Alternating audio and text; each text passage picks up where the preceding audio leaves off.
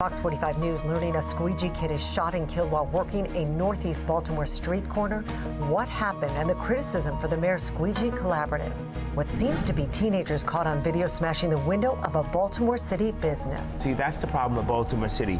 Everybody is ego-driven and they really haven't gotten humble and say, listen, let's solve some of these problems. We hear from the frustrated business owners about the change they're demanding. Baltimore County residents on edge after a man is shot and killed at a trampoline park. How the county executive is responding to the latest crime to shake residents this year. And we're here because something has gone terribly awry with your program. BGE facing some tough questions from the Public Service Commission. How the utility company is defending itself against the state and angry residents. Live from WBFF in Baltimore, this is Fox 45 News at 10. Good evening, I'm Kai Jackson. And I'm Mary Bubala. Fox 45 News is holding your leaders accountable after a string of recent crimes in Baltimore. Vandals smashed the window of a popular Baltimore restaurant. Now residents are expressing their frustration with city leadership. Illegal street racing at a busy intersection with Baltimore police officers nearby. Fox 45 News demands answers about why nobody was arrested. And more violence involving Squeegee kids, as police say 2 of them were gunned down Friday night. Our team of reporters following all of these stories, beginning with Jeff Abel and the frustration from business owners. Jeff? Small business owners say they feel abandoned by the very city they have spent years struggling to help build. I'm on one of the busiest corners in Baltimore City. At St. Paul and 25th. And I still see the beauty in the city. It took owner Terrence Dixon 25 years to build his Terra Cafe and just seconds for thieves to attempt to tear it down. 2 young black men got out of it. Just before midnight last Monday, this is what surveillance cameras captured. Vandals armed with a brick attempting to crack their way inside, while drivers passed with seemingly little concern. They threw the brick again 3 or 4 times. They stomped on the window. For a city right now to be desensitized about caring of one another, that is like definitely a report card on public safety. You know, not a hey, because back in the day, hey, what are you doing? I'm going to tell your mother. That same night, 3 other businesses in the neighborhood suffered the same fate. It happened to us 3 times. Across the street, owner Dante Davis says while thieves typically leave with little money, businesses are left with a significant burden. And they come in and they just, they tear your register down, so you got to replace your registers. That's a $2,000 hit for me. At Terra Cafe, it costs $2,000 to replace the shattered front window with a new one. But for Dixon, it's another round of frustration for a small business fighting for survival. How y'all doing? You all right? Since COVID, his receipts have been down 60%, and City Hall, he says, has ignored them.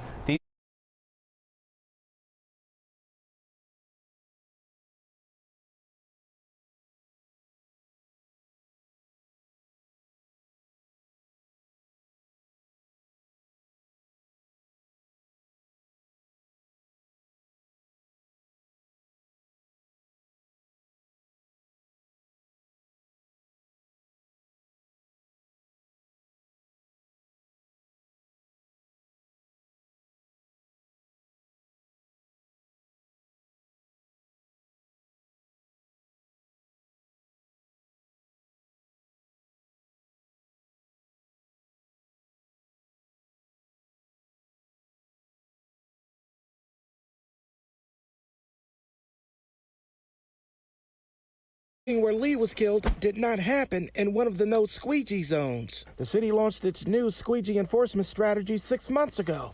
It created several zones where squeegee kids were not allowed. It also vowed to help squeegee kids find jobs or return to school. I'm trying to tell you, bro, it's going to be more crime. It was a strategy that drew anger from one squeegee kid. Y'all stop it. Want to go back to robbing and killing, and there's going to be a whole lot of crime. But tonight, squeegee kids, the victims of a crime. Police believing the shooting was targeted. Well, if you have any information about the shooting, police want to hear from you. You can remain anonymous and could be eligible for a reward by calling Metro Crime Stoppers. Well, live tonight, Keith Daniels, Fox 45 News. Kate, thank you. This isn't the first time a Squeegee kid has been shot in Baltimore. In July, an 18-year-old Squeegee kid was shot and killed in West Baltimore, although police say they don't believe that shooting was connected to squeegeeing or any interaction with the motorist. Last May, 2 Squeegee kids were shot after police say a man lured them into his car with the promise of work. Charging documents say that man shot the 17 and 23-year-olds because other Squeegee kids stole money from his mother. Squeegee kids aren't just the victims of violence. Fox 45 News has heard stories from drivers about Squeegee kids, including broken windshields, wipers, cash app scams, even assaults when drivers open their doors. Months after the Squeegee Collaborative was put in place, we are still hearing criticism for the plan. Because the plan that they had wasn't a plan that the children needed. Because now you're telling the children to come to a place for a job, and they don't know how to fill out the form. It is important to note there are laws in place that could be used to keep Squeegee kids out of all intersections. One of them states a person cannot stand in a roadway to solicit a ride, employment, or business from a driver. Another statute targets aggressive soliciting, defined by actions like intentionally blocking a driver or using obscene language and intimidation.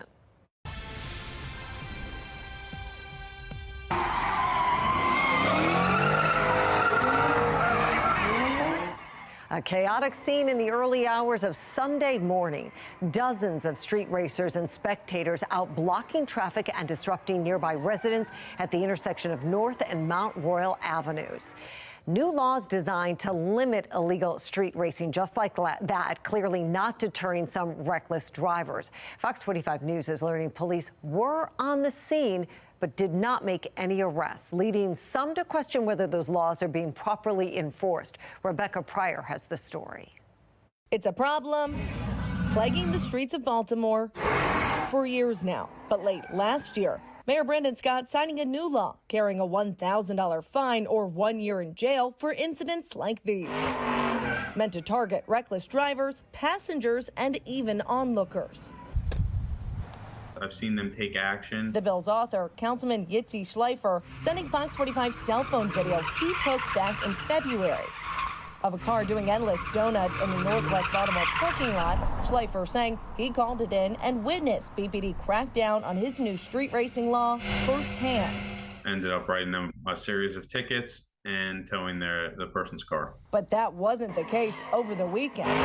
BPD making no arrests despite police lights shining in the background as hundreds gathered at the intersection of North and Mount Royal Avenue watching drag racers and drifters taking over and shutting down the heavily trafficked area for at least an hour, barely missing those standing dangerously close to the action. It's being enforced sometimes, but it needs to be enforced all the time. On Monday, Fox 45 asking the department exactly how many fines and arrests has BPD made under the new street racing law. We're still waiting for an answer and for an explanation why responding officers claimed this weekend's scene was clear upon their arrival. Staffing shortages is the problem there. To up enforcement with a department that's more than 500 officers down, Schleifer now planning a trip to each individual police precinct, educating them on the law and how to properly enforce it, including offering new strategies and tactics to tackle more crime with less officers. The Foxtrot is a force multiplier. The helicopter,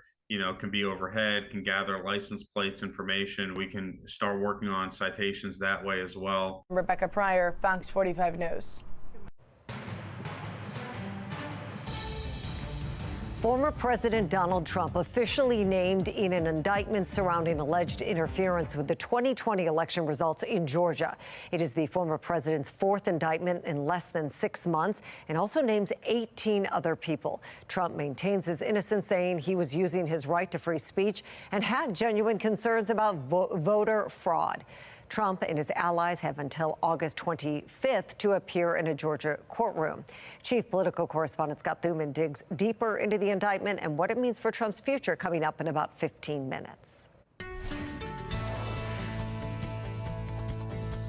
We had a few showers and storms move across parts of the state. We had some areas of heavy rain. A lot of that stayed south of Baltimore, but now we're starting to see a few spotty showers closer to our area. Coming up, I'll have a closer look at when the rain finally clears and what to expect for the rest of the week in my Weather Authority forecast. Back to you. Jasmine, thank you. Well, coming up on Fox 45 News at 10, Baltimore County residents on edge after a fatal shooting at a popular trampoline park. And it is not the first crime to leave residents shaken this year. How the county executive is reacting. The fight over BGE's external gas regulators continues, this time in front of the Maryland Public Service Commission. What happened when BGE leaders were in the hot seat today? A 16-year-old is dead after a double shooting. What we know about the investigation and the rising juvenile violence.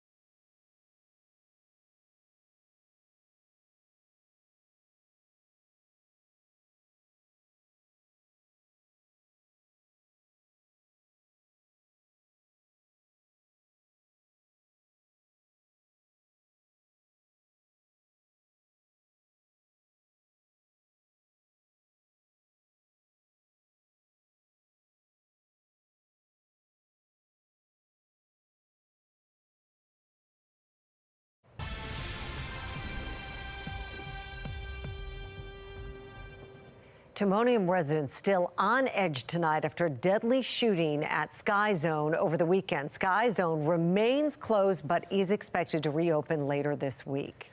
And tonight, Baltimore County Executive John Olszewski is expressing concern in the community. Fox 45's Maxine Stryker has a response as another violent crime hits Baltimore County. We just got a call for shots fired at 23 West Allery at the Sky Zone.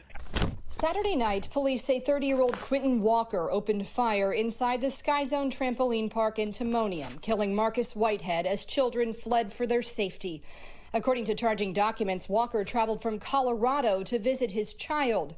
He told police he shot Whitehead after he stood up and started walking towards him inside the trampoline park. I'm extremely shocked that it happened in this area. The brazen crime has startled the suburbs. Things are getting out of control with crime.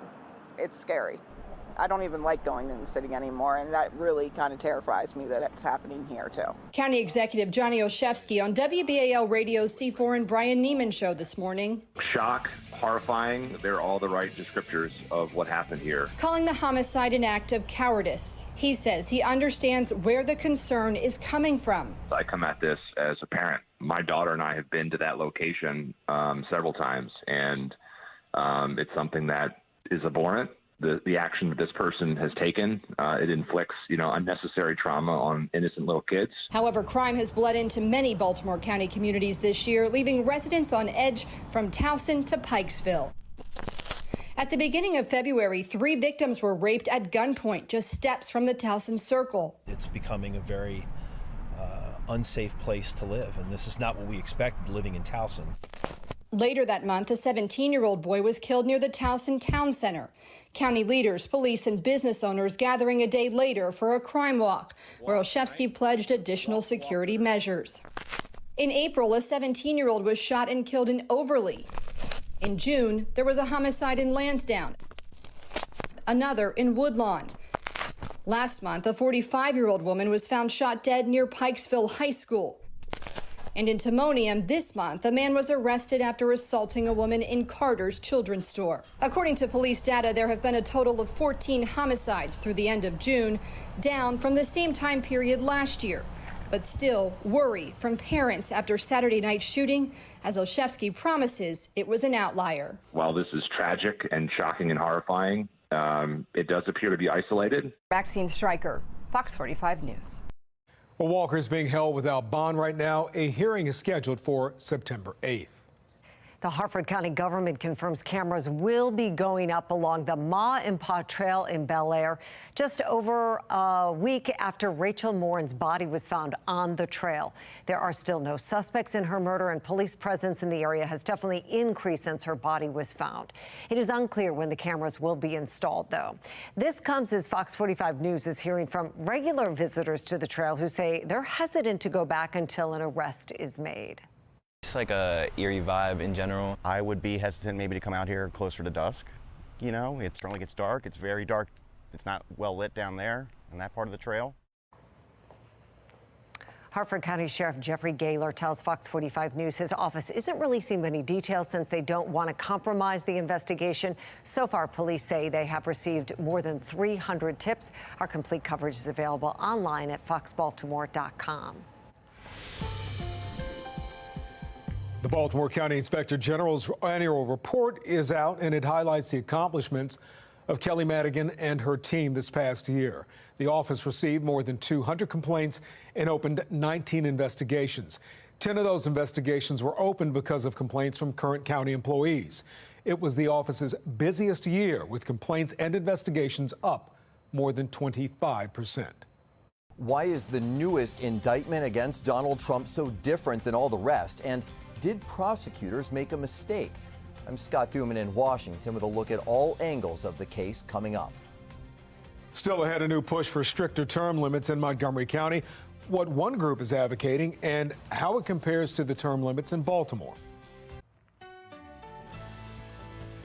We are keeping track of a few spotty showers around the state and a few storms around our region. This is all part of our latest weather maker, a cold front.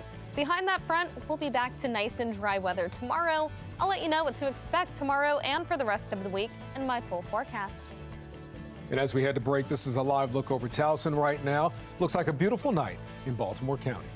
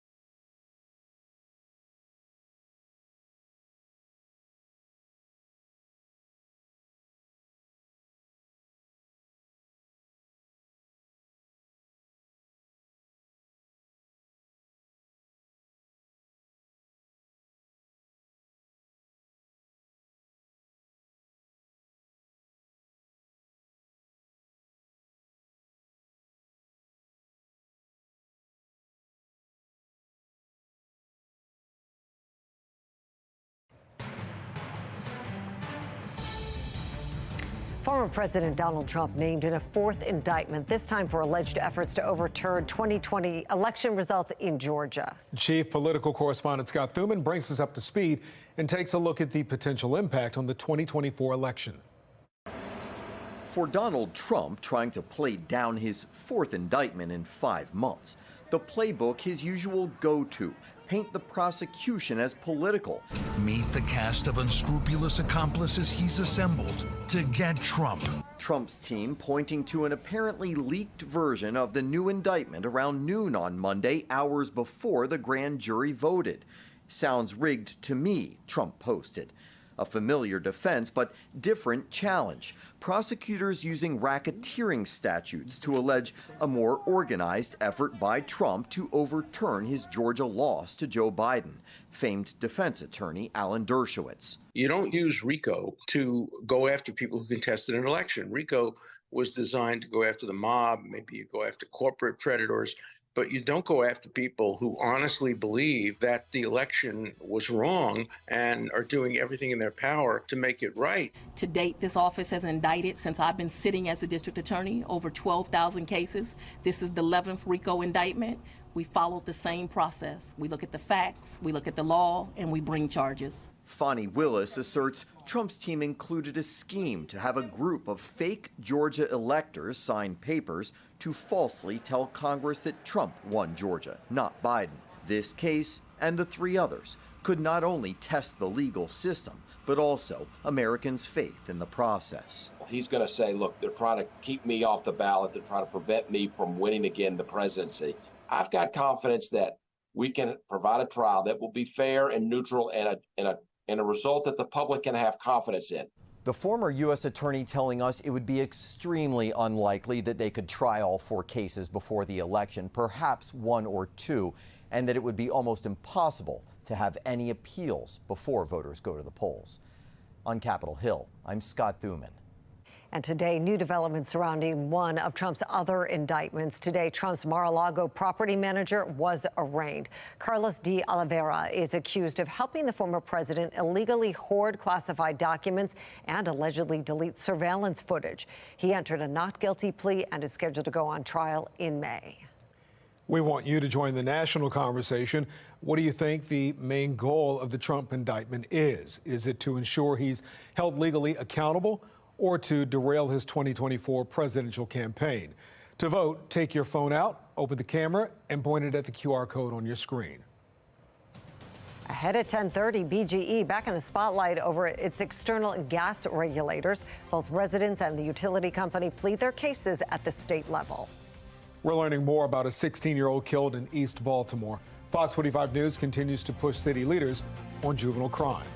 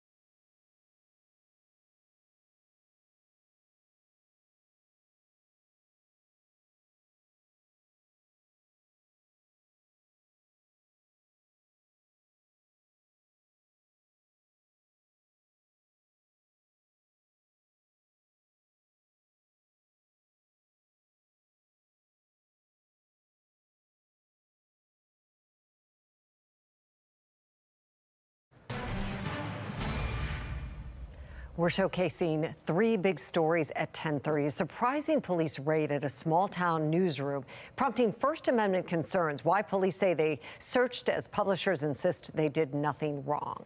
A 16-year-old is shot and killed near Johns Hopkins Hospital in East Baltimore. We have an update from police as another young person loses their life.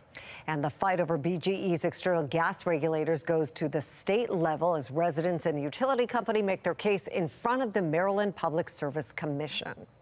We're here because something has gone terribly awry with your program. And I have real concerns right now that with the number of lawsuits and just the people that are upset about how you're treating their homes. Well, a restraining order against BGE is set to expire in less than a month. As Fox 45's Amy Simpson has been following the dispute for weeks, she shares what went down during today's meeting.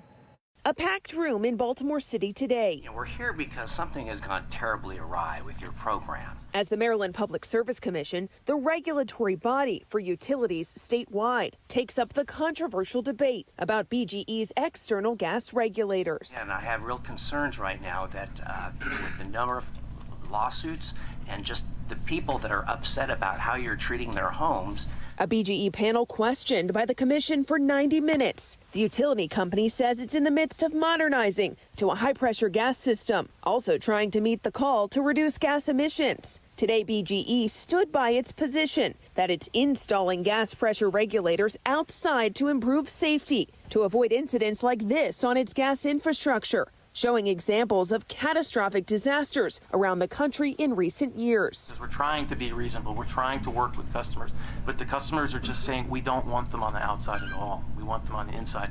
And that's just a fundamental disagreement we have with the customer. But residents opposing outside gas regulators continue questioning BGE's safety argument and want the option to choose where those regulators are installed at their homes, pointing to neighborhoods where regulators were most recently put indoors. So, I mean, are we to understand now that Bolton Hill is not a safe place in your system? So first of all, let me just say this. We're not saying that regulators on the indoors are not safe. What we are saying is that regulators on the outside are safer. Some say they oppose outside regulators, citing damage to their historic properties, or have their own concerns about cars or vandalism, damaging gas equipment installed so close to the road. Opponents also allege BGE has bullied customers into agreeing to have external regulators installed. Because of the pushback, they told them if you don't agree to get these regulators, then we are going to shut off your gas. This was in the dead winter time. It is well past time for city and state officials to protect the city of Baltimore and its citizens from the predatory practices of a company that cares more for its investors at Exelon than the customers it is supposed to serve. Ultimately, all sides are looking for the Public Service Commission to issue clear guidance on how to move forward. Guidance like whether gas regulators need to be installed inside or outside. One commissioner said they need to find a middle ground to balance safety, federal and state energy mandates, but also allow for certain exemptions if and when residents object. Amy Simpson, Fox 45 News. Well, the chair of the Public Service Commission says a decision on how to move forward will be coming, just not today. The class action lawsuit over gas regulators is due back in court in 3 weeks. That's when the temporary restraining order against BGE will expire. Fox 45 News learns 88-year-old Barbara Logan was the woman killed in a hit and run in northwest Baltimore Monday afternoon. Police say they're searching for a flatbed truck which allegedly ran into Logan's car on Liberty Heights Avenue. She was taken to the hospital where she later died. Anyone with information is asked to call police. A shooting in West Baltimore puts a man in the hospital. Just before 11 this morning, officers responded to a scene on Oxford Court near McCullough Street. A 29-year-old man had been shot multiple times. Police say he is in stable condition then, but did not provide details on his condition tonight. Now, this comes as we're learning more about a 16-year-old killed in a double shooting last night in East Baltimore. Fox 45's Alexa Ashwell has an update on the investigation. Crime tape and bullet holes, remnants of yesterday evening's crime scene after Baltimore police say someone opened fire here near the corner of North Broadway and Ashland Avenue, just a stone's throw from Johns Hopkins Hospital and Kennedy Krieger Institute. 2 people were shot, a 26-year-old man and a 16-year-old boy. The teen, police say, killed. He was just starting his life. Baltimore police have not yet said what they believe led up to the shooting. Witnesses say the victims were standing outside when the gunfire erupted, and one of them ran into this nearby corner store. Here, you can see where bullets pierced through the front door and storefront. One bullet striking this large surveillance monitor inside the store. The business is equipped with indoor and outdoor cameras that many hope will help police solve this teen's murder. It's sad, but it's life. It's a sad reality Joseph Gladden III knows all too well. Last Easter, he says his son was one of the 2 teens shot at the Inner Harbor. The 16-year-old left partially paralyzed. He went down to Inner Harbor on Easter with a friend of his, and gunfire started off and he was shot twice. This past Easter? This past Easter. How's he doing now? He's paralyzed from the waist down. A bullet shattered a vertebrae and lodged against the spinal cord after going through a lung. Life-changing injuries. According to data tracked by FOX45 News, there have been 13 juvenile homicides so far this year, and another more than 70 young people have been shot in non-fatal shootings. Juveniles falling victim to and committing crimes has been a top concern voiced among residents to Mayor Brandon Scott and Acting BPD Commissioner Rich Worley during recent town halls. The leaders hearing the concern, but the bloodshed continues. I really don't want to see the senseless killing. Alexa Ashwell, Fox 45 News. So far, Baltimore police have not provided any information on a suspect. Anyone with the tip is asked to call homicide detectives at the number seen here on your screen. There's new information on the timeline for Acting Police Commissioner Richard Worley's confirmation. City Council President Nick Mosby tells Fox 45 News the process is on hold until a series of public comment sessions are complete. The last one is scheduled for August 29th. The confirmation hearing was originally scheduled for today, but it was postponed earlier this month. Developing now in Montgomery County, the former county GOP chair is leading an effort to put stricter term limits on the county executive. In 2016, voters in Montgomery County voted to limit county leaders to 3 terms in office. Reardon Sullivan wants to get a new measure on the ballot that would bring that down to 2 terms. That would mean current county executive Mark Elrich would not run again. I guess if they figure they can't take me out with an actual real election by a real candidate, see if they can knock me out with this. But I think it's bad for politics. I wouldn't do this to a Republican. I mean, if voters want to elect somebody, they should be able to elect who they want. You have a considerable advantage. You're on TV all the time. You get to promote your ideas, and other ideas really get silenced or almost squashed because they can't get out. Otherwise, new ideas really won't make it to the forefront. Sullivan says he has more than 400 signatures. He needed 10,000 to get the measure on the ballot in 2024. It's important to note Sullivan ran against Elrich in the last election and lost.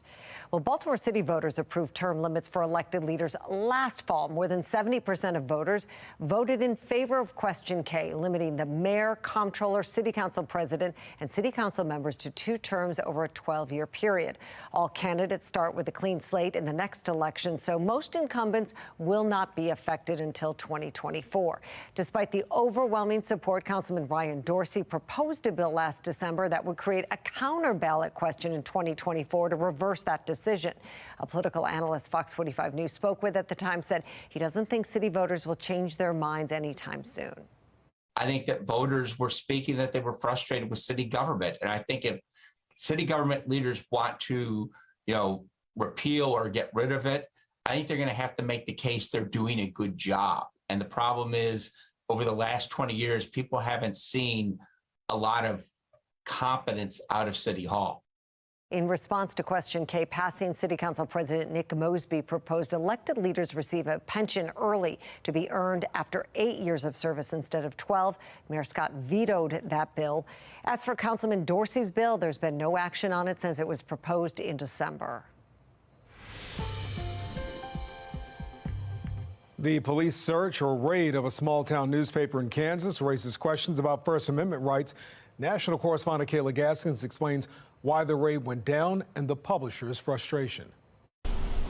It was a scene the small-town Kansas newspaper didn't see coming. It's shocking to say the least. These kinds of newspaper office raids are almost unheard of in this country or in any country that protects a free press. Marion police raiding the office of the Marion County Record, confiscating computers, cell phones, and other items. The search, part of a case where a local restaurant owner accused the paper of obtaining damaging personal information through illegal means. The newspaper's editor, Eric Meyer, claims they did nothing wrong. What really happened was a source sent us that information. A simultaneous raid executed at the home Meyer shared with his mom, the paper's co-owner, 98-year-old Joan Meyer. She died the very next day. Her son blaming the stressful ordeal. But it's not only I who believe that. The coroner who handled her case and who was her family physician for many years thinks so too. So the last 24 hours of a 98-year-old woman's life was devoted to pain and anguish. The raid alarming advocates of free speech. The framers of our Constitution tried to safeguard against this kind of arbitrary and excessive government action. This is precisely the kind of abuse that the First Amendment was adopted to prevent. Bob Korn-Revere, chief counsel for the Freedom for Individual Rights and Expression, says a subpoena, not a raid, would have been the appropriate course of action for this case. Kansas's governor says she's keeping a close eye on the case, while the paper's publisher, Eric Meyer, indicates they may pursue a federal lawsuit. In Washington, I'm Kayla Gaskins. Well, more than a dozen cancer medicines are in short supply, leaving some patients without life-saving care. How the U.S. is working to fix the problem. And tonight, we're looking at the chance for a few stray showers. Otherwise, temperatures fall to the upper 60s, staying mild. And then we're in for a nice and dry day tomorrow. I'll let you know how high temperatures get and what to expect for the weekend in my full forecast.